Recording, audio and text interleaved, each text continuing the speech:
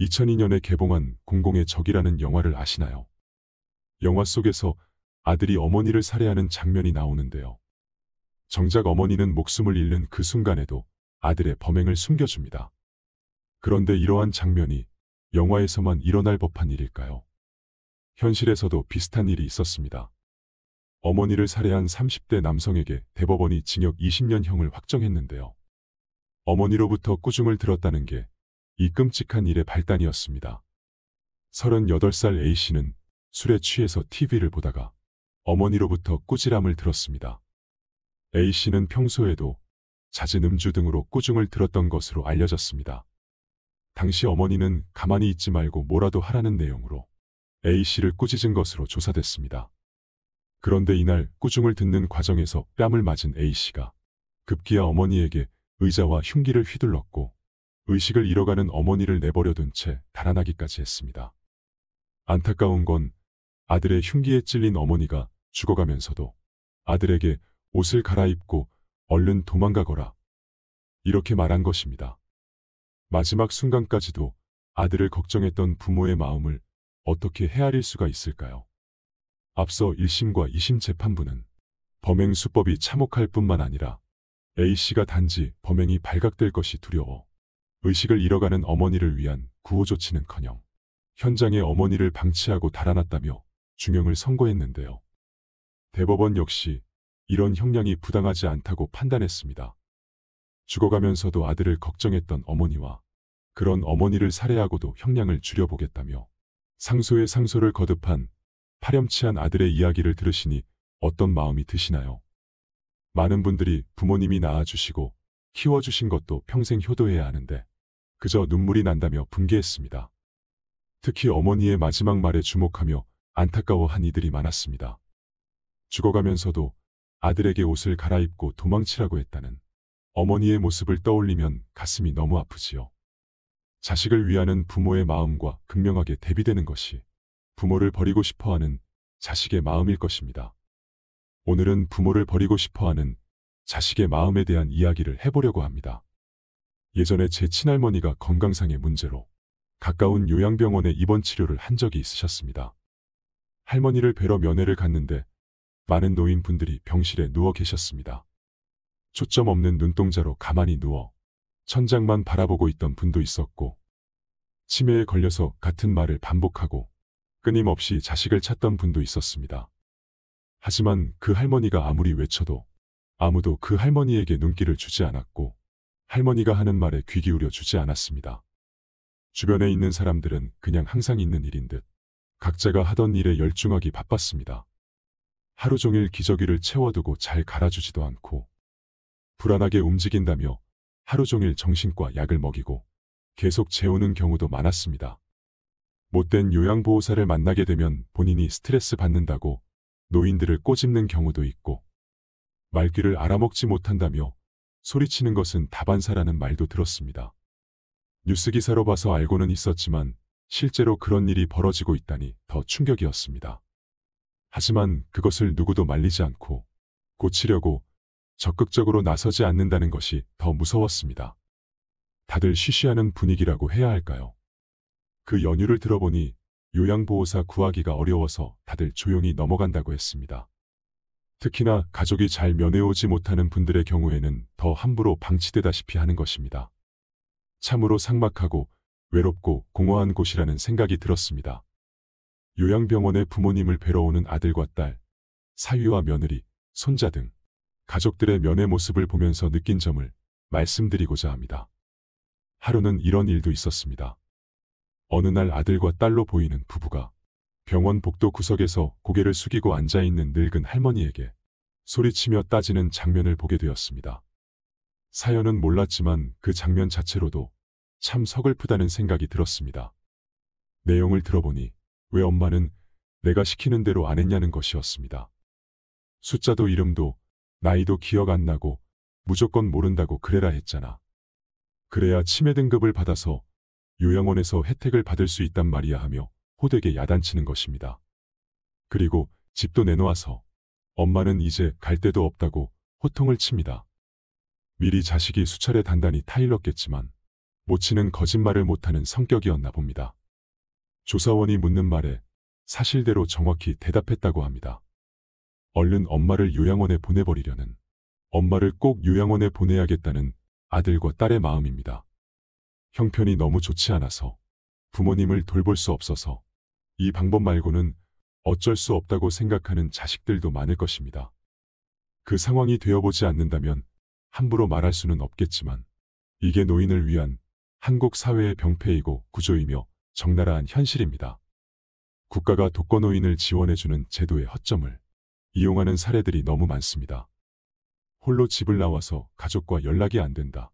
수입이 없다며 거리에 놔둔다면 노인들은 국가의 혜택을 받을 수 있습니다. 그러니 자식들은 부모를 내쫓아도 걱정이 없습니다. 부모도 자식과 불편하면 쉽게 집을 나오게 됩니다. 이러한 제도를 잘 알기 때문입니다. 또 다른 풍경 하나를 말씀드리겠습니다. 어느 막내 아들이 시골에 있다는 이유로 모친을 돌보게 되었습니다.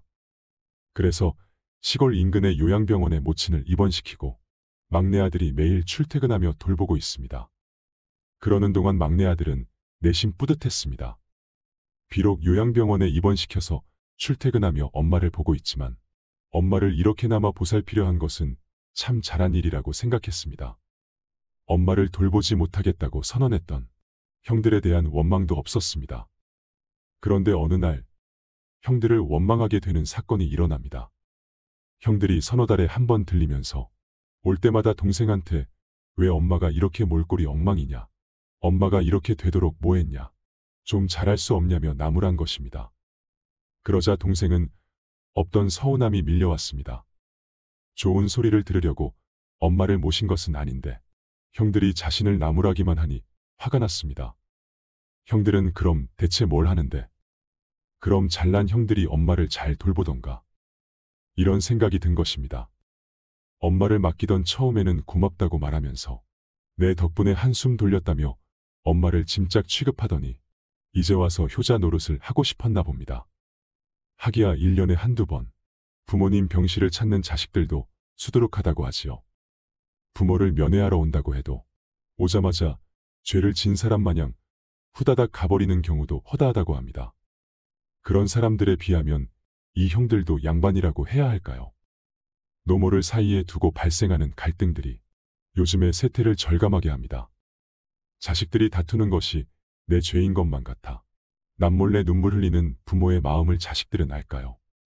어느 날 노모 A씨는 자식이 연락도 안 닿고 집 전화도 끊어져 자식의 소식을 알 길이 없다며 이웃을 통해 경찰에 도움을 요청했습니다.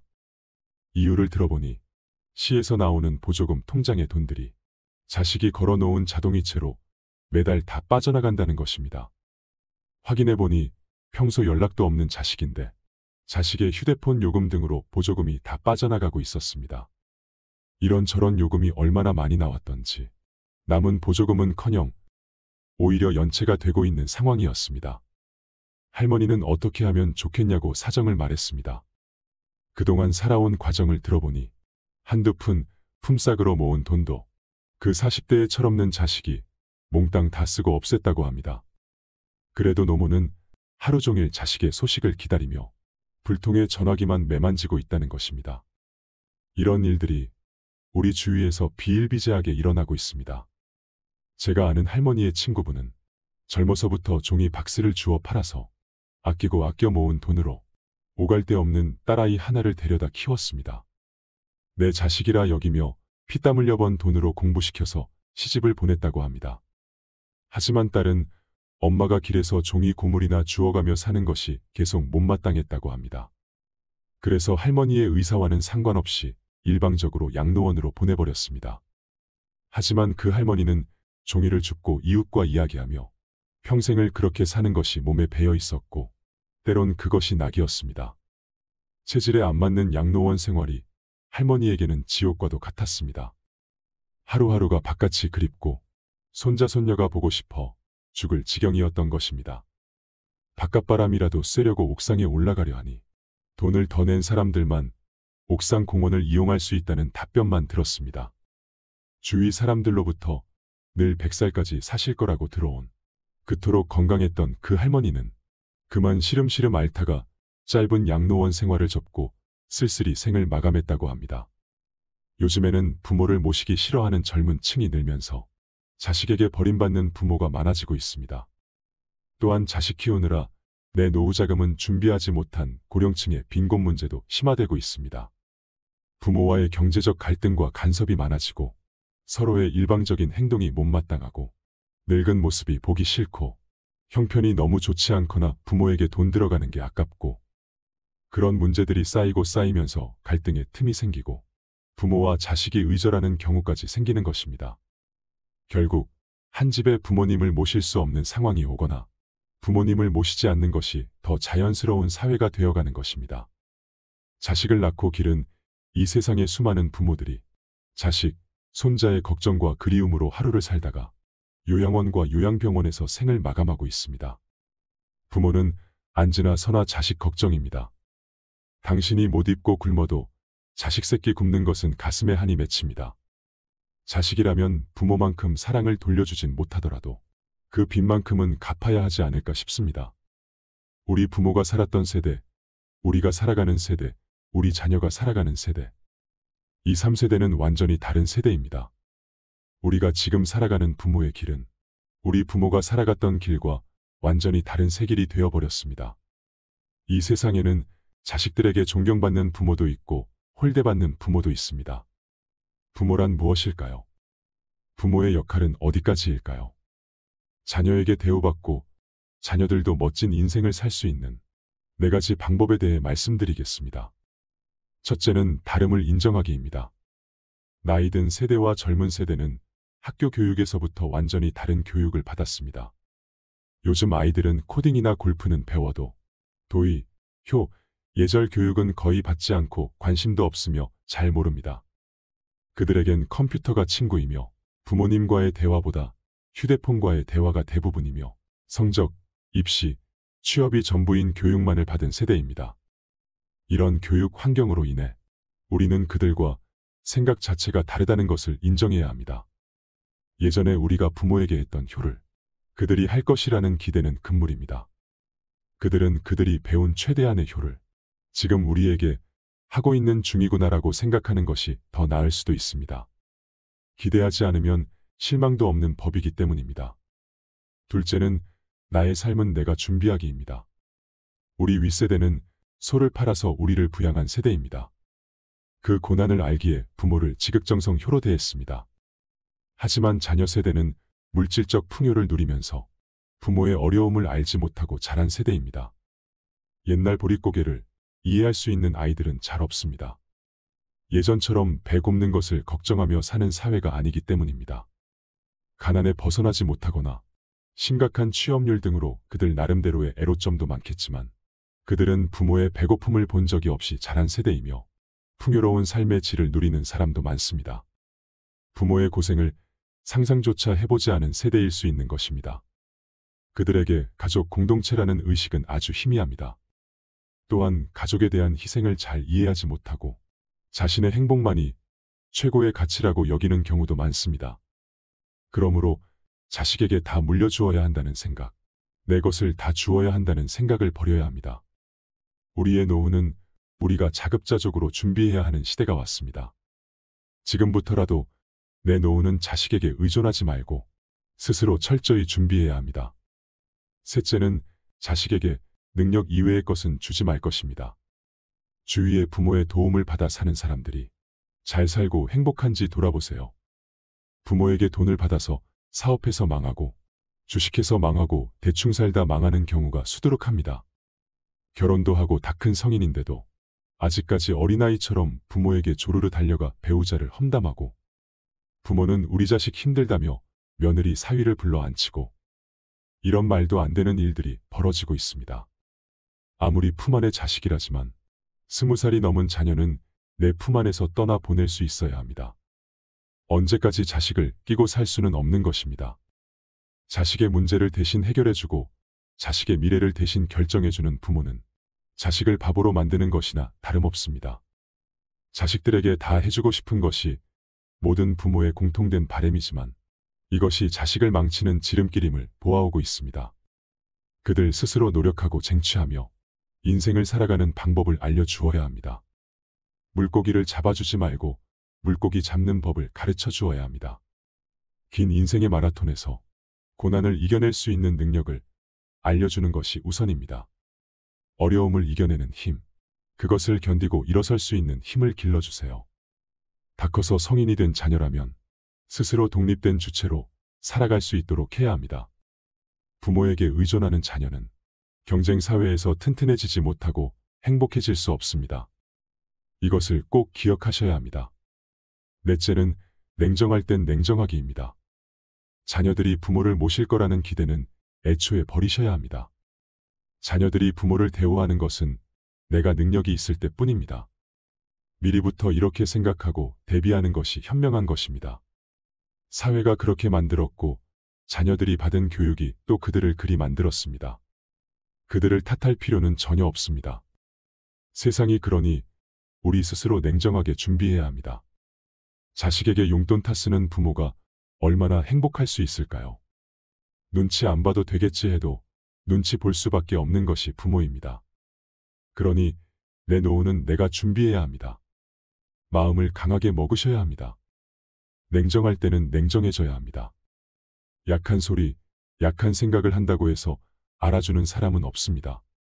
친구에게, 가족에게 내 속마음을 말하며 고민을 털어놓아도 대부분의 사람들은 요 며칠 위로해 주다가 나중에는 듣기 싫어합니다. 내 일이 아니기 때문입니다. 그러니 남에게는 우는 소리를 하지 말아야 합니다. 기쁨은 나누면 질투가 되고 슬픔은 나누면 약점이 된다는 말이 있습니다. 온종일 메말라 버린 시선으로 사회를 바라봐야 한다는 게 마음 아프지만 정말 인간의 심리를 관통하는 글인 것 같습니다. 누군가 잘 나간다는 소식을 들으면 나도 모르게 시기심이 들고 나도 하루빨리 더 대단한 사람이 되고 싶어 괜히 마음만 조급해지는 경우가 있지 않으신가요? 반대로 타인의 안타까운 사연을 접하면 겉으로는 공감하면서 위로하지만 속으로는 은근히 안도감을 느끼게 되는 경우는 없으신가요? 어쩌면 이것이 인간의 본능일지도 모르겠습니다.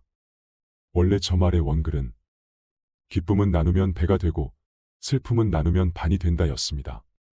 하지만 이 세상을 살아가는 우리들은 기쁨은 나누면 질투가 되고 슬픔은 나누면 약점이 된다는 말에 더 공감하게 되지요. 이 말이 시사하는 바는 언제까지 남에게 위로받고 기댈 수는 없다는 것입니다. 이것은 자식도 마찬가지입니다. 일할 수 있다면 최대한 오래 일하세요. 배우는 것을 게을리하지 말아야 합니다. 부모 스스로도 자녀에게 의존하지 않고 혼자서도 할 수 있다는 마음을 가지며 살아가야 합니다. 모르면 묻고 어려우면 연습하면 됩니다. 세상이 어떻게 돌아가는지 눈을 뜨고 도태되지 마세요. 노인이면 당연히 도태된다는 생각을 버리셔야 합니다. 얼마든지 할 수 있고 해낼 수 있다는 마음가짐을 가지셨으면 좋겠습니다. 나이 들수록 자식들이 커갈수록 서로 바라는 게 없어야 행복합니다. 부모는 자식을 성인으로 잘 키웠으면 그걸로 만족하고 자식은 성인으로 잘 자랐으면 그것으로 감사하면 될 일입니다.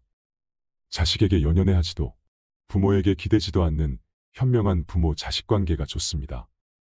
부모의 자리는 늘 어렵고 힘든 자리이지요. 요즘 시대에 맞는 부모의 역할, 자식의 역할이 필요합니다. 변화에 잘 적응하는 이 시대의 현명한 부모와 자식이 많아지길 바라봅니다.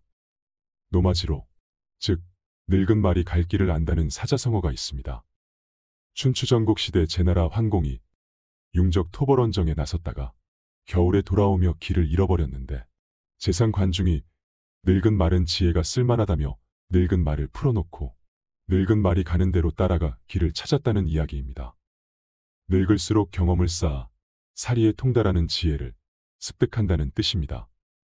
늙은 말이 갈 길을 아는 것처럼 지혜로운 노인은 어디로 가야 할지 방향을 알고 스스로를 지킬 수 있는 사람일 것입니다. 마지막으로 재밌는 이야기를 하나 들려드리겠습니다. 농구선수 서장훈 아시지요? 대략 700억 원대 빌딩 부자로 알려져 있는데요. 서장훈은 1997년 IMF 당시 양재역 근처 역세권 건물을 경매 28억에 구입해서 현재 이 건물의 시세는 450억이라고 합니다. 그러고도 여러 채의 건물이 더 있다고 하는데요. 그런 그에게 배워야 할 부자 마인드는 무엇일까요? 서장훈은 말합니다. 돈은 인생의 전부입니다. 아니라고 말하는 사람은 믿고 걸으세요. 딱 하나 행복한 건 누구에게나 아쉬운 소리 안 해도 된다는 것. 돈 때문에 자존심 굽힐 일이 없다는 것. 그래서 젊었을 때 숙이고 살아야 나이 들어 허리 펴고 살 수 있는 겁니다. 돈이 많아서 가장 행복한 순간은 남에게 싫은 소리를 안 해도 되는 것입니다. 그래서 온전한 경제적 자유를 누릴 수 있어요. 여러분은 서장훈의 말에 얼마나 동의하시나요? 나이 들어 허리 펴고 사는 인생은 누구나 꿈꾸는 노후겠지요. 하지만 돈만 있다고 해서 되는 것은 아닐 것입니다. 살아가면서 우리에겐 많은 도구가 필요합니다. 돈도 필요하지만 건강도, 일도, 사랑도 필요하고 무엇보다 행복한 인간관계도 필요합니다. 필요한 도구들이 균형을 이루며 자전거 바퀴처럼 잘 돌아가주면 좋으련만 인생은 왜 그리 잔혹한지 내 뜻대로 되질 않습니다. 마치 누군가 우리의 고통을 시험하기라도 하듯 늘 삶은 내 마음과는 달리 삐딱선을 타곤 합니다. 이러한 세상 속에서 나는 어찌 균형을 잡으며 나다움을 지키며 흔들림 없이 당당하게 살아갈 수 있을까?